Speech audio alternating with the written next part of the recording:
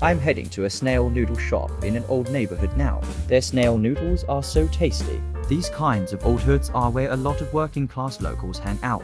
There's lots of cheap but delicious snacks around. Snail noodles are quite a popular Chinese snack these days. They're usually made with pork bone and snail broth as the base, with various veggie sides like pickled bamboo shoots, wood ear mushroom, dried radish etc. added, so it's mostly veggie. But since the snails themselves taste quite fishy, the dish can be quite intense and flavorful. This cozy little commercial street is like our own tiny town, chock full of shops catering to locals' daily needs, bustling breakfast spots dishing out piping hot soy milk, and crispy Liuzhou, the ever-smiling optician who remembers every prescription. Old One's Pharmacy, who gives out expert medical advice for free. The relaxing Chinese massage parlor with herbal aromas wafting out. MOM and pop stores with everything under the sun. Cute baby shops with tiny onesies lined up outside. Uncles exchanging area gossip while getting trimmed at the barber.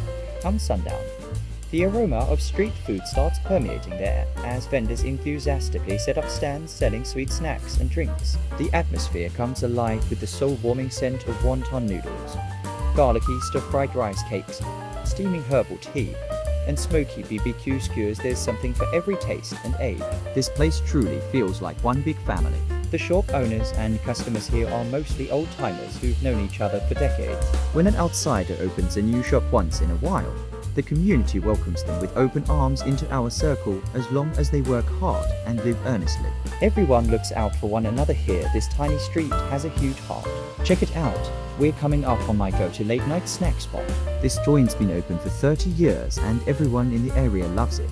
Most people go for the rice noodles, but I'm all about them regular noodles. They really soak up all the flavors of that tasty broth. They got some seasonal veggies you can add too. Right now it's tart soy, lettuce and cakesin, plus lots of tasty side dishes to pick from: bean curd sheets, cured sausage, braised pork liver, duck intestines and stewed pig's feet.